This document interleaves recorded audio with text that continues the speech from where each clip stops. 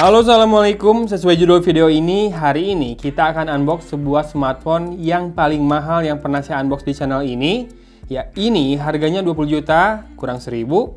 Mau kurang lagi? Bisa kok. Kalau kamu ikutin atau hitung harga dari bonus pre-ordernya, bisa lebih kurang lagi. Atau kalau mau kurang lagi, cek aja ya link di deskripsi video ini. Saya akan carikan harga paling murah di Shopee buat smartphone ini. Sudah bisa nebak apa smartphone-nya? Ya, betul. Ini adalah Samsung Galaxy Note 20 Ultra. Kok 19.999.000 rupiah? Itu kan 17.999.000 rupiah. Saya sampai belibet banget ngomong harganya ya. Iya, betul. Yang 256 GB memang harganya 1799 ya. Tapi ini adalah varian tertingginya yang bukan RAM, storage. Yang storage 512 GB yang ini. Jadi harganya 19.999. Ya, seperti ini penampakan kardusnya. Kalau sekarang memang nggak disebutin lagi atau nggak ditulis lagi spek dan highlight fiturnya di bagian belakang kardusnya ya. Dan yang saya unbox kali ini warnanya Mystic Black. Jadi bukan bronze seperti kebanyakan teman-teman reviewer lain pada reviewnya. Dan ini sekarang RAM-nya 8 GB dengan storage 512 GB.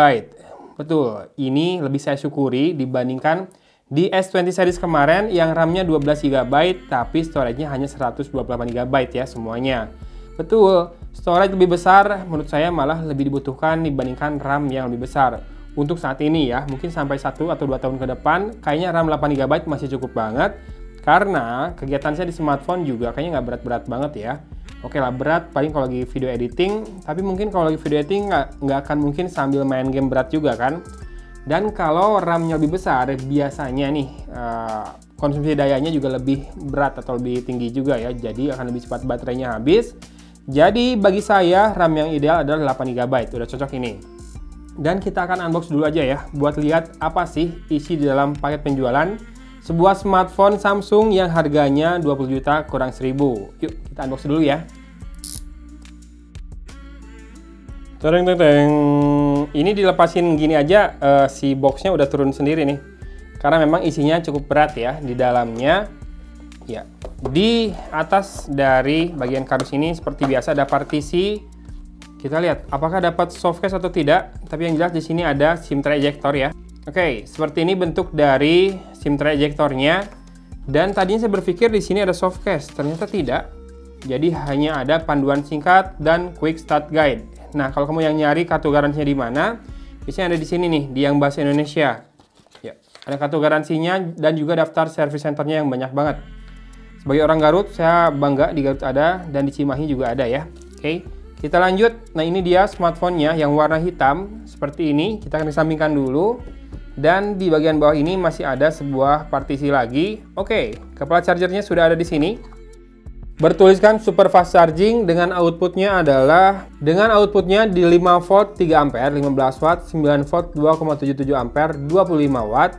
Oke, sudah. Jadi 25 watt ya kepala chargernya. Biasanya yang pakai Exynos 990 seperti ini, seperti S20 Ultra juga tuh mampu melakukan fast charging sampai 45 watt ya. Tapi sayangnya di dalam paket penjualannya memang hanya diberikan kepala charger yang support sampai 25 watt. Buat teman-teman yang biasanya pakai gun charge, chargernya itu biasanya ngangkat juga. Buat S20 Ultra punya istri saya, selalu dicasnya pakai itu biar ngangkat super fast charging 2.0-nya di 45 watt ya. Dan di dalam paket penjualannya juga dapat kabel charging atau kabel data USB Type-C to USB Type-C ya. Oke. Dan di sini ada headset kayaknya dari AKG. Ya, ada tulisannya AKG seperti itu. Ini headsetnya punya kabel yang braided dan portnya adalah port USB Type-C ya. Jadi smartphone ini juga nampaknya tidak mempunyai jack audio 3,5 mm. Oke, isi di dalam paket penjualannya masih ada satu lagi deng. Saya kira udah habis tadinya. Biasanya Note itu punya ini ya, pengganti ujung stylusnya atau pengganti ujung S Pen-nya. Di sini tidak ada. Nggak ada. Saya pikir tadinya akan ada di sini ya. Di sini harusnya ada ini pengganti ujung S Pen atau mungkin kelewat atau gimana, harusnya ada soalnya. Dan di partisi lain nggak ada nih. Di sini hanya ada stiker itu ya, stiker email ya. Oke, ya sudah nggak apa-apa. Toh selama ini juga kalau pakai Note series nggak pernah sampai ganti ujung stylusnya ya. Dan itu bisa dibeli dengan harga yang lumayan terjangkau. Dan kita lihat penampakannya. Oke, layarnya lebih melengkung ini ya dibandingkan S20 Ultra dalam pengamatan saya. Dan kita lihat sisi per sisi sekarang ya. Di sisi atas ini ada noise cancellation microphone dan slot SIM tray-nya. Kita akan lihat slot SIM tray-nya, benar nggak sih hybrid dual SIM? Tereng teng teng. Ya, betul. Dual SIM hybrid ya. Jadi dua slot untuk nano SIM card yang mana satunya bisa ditukar jadi slot micro SD. Kemudian kita bisa lihat sendiri untuk kamera bumpnya kelihatan menonjol di situ ya. Dan juga ini tidak disertakan casing di dalam paket penjualannya. Jadi kita harus cari casing yang lebih protektif yang mampu menjaga kamera bumpnya ini terlindung dengan baik ya. Oke. Dan kita lihat lagi di sisi kiri tidak ada apa-apa. Ini frame-nya terbuat dari stainless steel dengan garis antena di situ. Di sisi bawah, nah ini yang berbeda. Sekarang posisi dari stylusnya atau S Pen-nya di kiri ya, nggak di kanan lagi. Nih, kalau mau kelihatan S Pen-nya warna hitam juga untuk varian smartphone warna hitam ini. Kemudian di situ ada loudspeaker berupa 6 buah lubang. Ya ini dia 6 buah lubangnya memanjang dari atas ke bawah dan ada 2 garis antena di situ ya. Kemudian port USB Type-C dan mikrofon. Nah, ini bagian bawahnya lurus dengan ujung yang tetap rounded atau seperti membulat ini ya. Harusnya ini bisa dibuat berdiri, tapi memang karena tinggi banget, profilnya slim dan tinggi, tipis, jadinya susah buat berdiri sendiri ya. Dan di sisi belakang kita akan lepaskan plastik pelindung back covernya. Oke, ini dibuat di Indonesia ya. Kita akan lepaskan juga stikernya.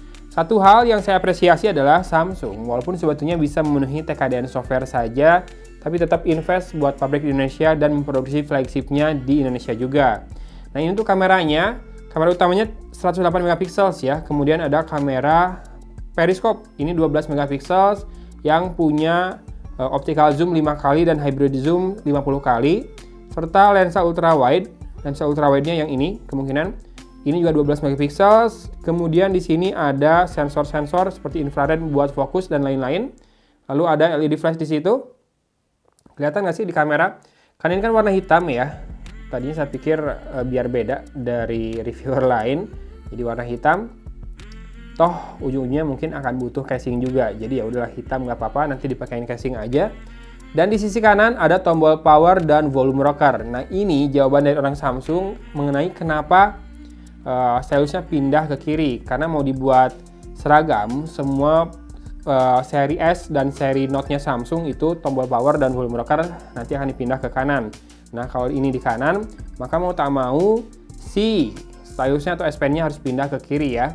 Dan mungkin ini baterainya tidak sebesar S20 Ultra. S20 Ultra 5000 mAh, ini 4500 mAh yang mana bisa dimengerti karena harus ada space lebih buat masukin S Pen di bodinya ya. Jadi baterainya dikurangin, mungkin nggak sebesar S20 Ultra.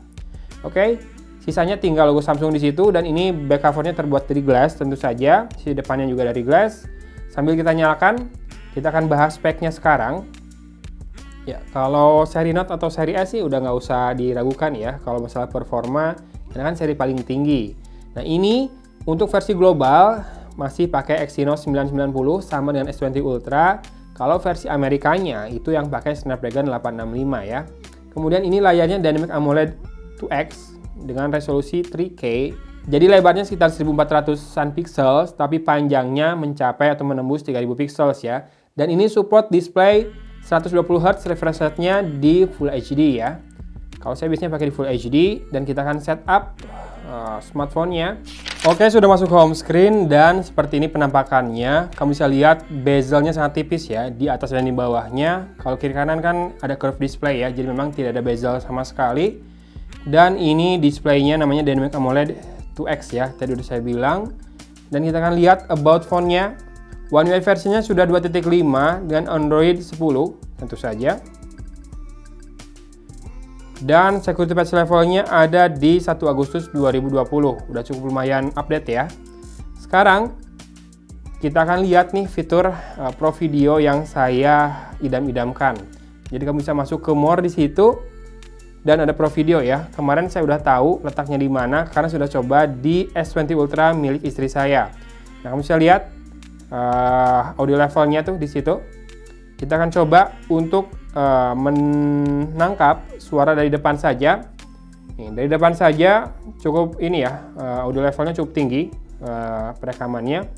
Kemudian kalau dari belakang, nah ini udah kelihatan, udah rada rendah nih si audio levelnya.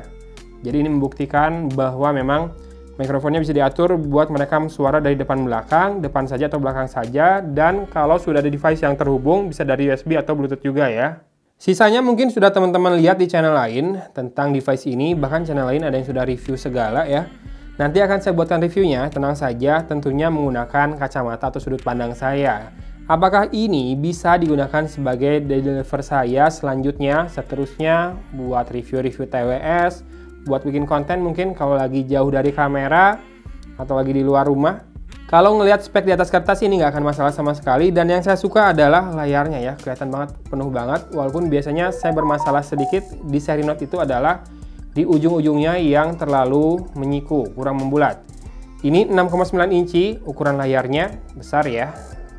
Kalau mau lebih kecil ada Galaxy Note 20 yang biasa, yang nggak pakai Ultra. Tapi sayangnya itu nggak curved display, pinggirannya jadi flat. Makanya saya pilih tetap di yang Ultra ini ya. Buat penggunaan selanjutnya akan saya coba sebagai handphone utama saya.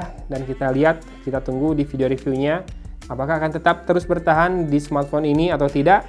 Gitu aja unboxing handphone termahal yang pernah saya unbox di channel ini. Dari Kota Cimahi, Agon pamit undur diri. Wassalamualaikum warahmatullahi wabarakatuh.